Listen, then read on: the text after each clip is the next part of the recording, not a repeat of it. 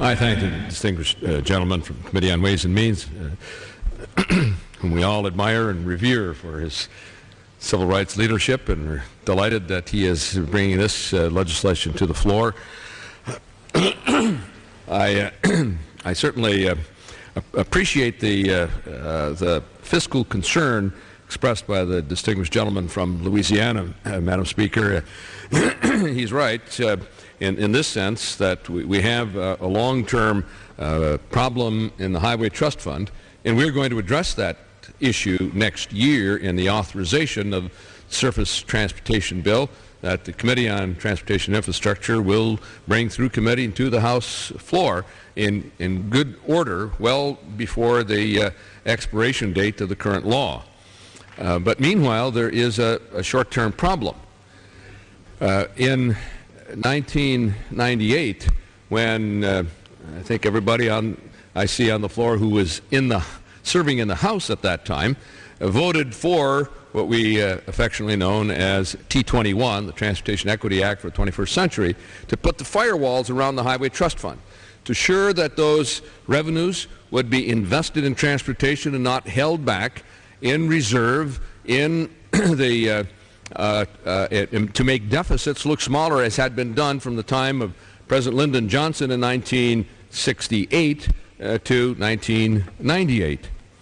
As part of the agreement worked out by then chairman of our committee, Bud Schuster, with House Republican leadership, the Speaker, the Appropriations Committee, the Budget Committee, and on our side with the Clinton administration, we agreed to give up $29 billion of surplus in the Highway Trust Fund for long-term debt reduction and short-term deficit reduction, and also to give up interest paid on revenues deposited in the Highway Trust Fund from the collections every 3 months, as is the practice. We said, all right, we'll give that interest up as well.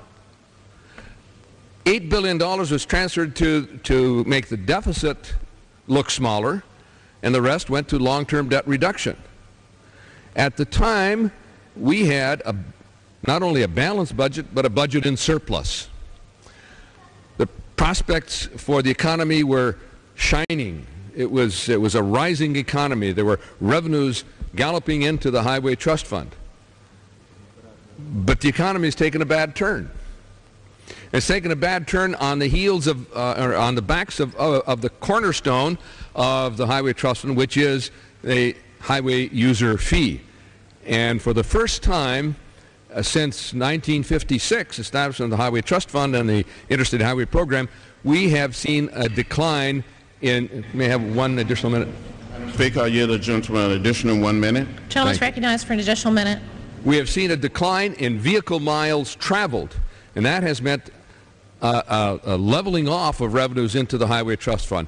We need this temporary adjustment to prevent a longer-term shortfall in the Highway Trust Fund, which the Association of Highway and State Transportation Officials said could be $14 billion cut in federal highway funding in the next year.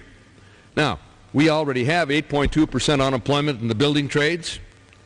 785,000 construction workers are out of work today. If you think the housing situation is bad, this will be worse if we have a huge hole in the Highway Trust Fund. I'm sure my very sincere and genuine colleague from Louisiana, who's been a very fiscally responsible person, that this is a long-term fiscally responsible action that we're taking here to close the hole in the Highway Trust Fund, give us a little breathing space until next year, and come back with a longer-term solution.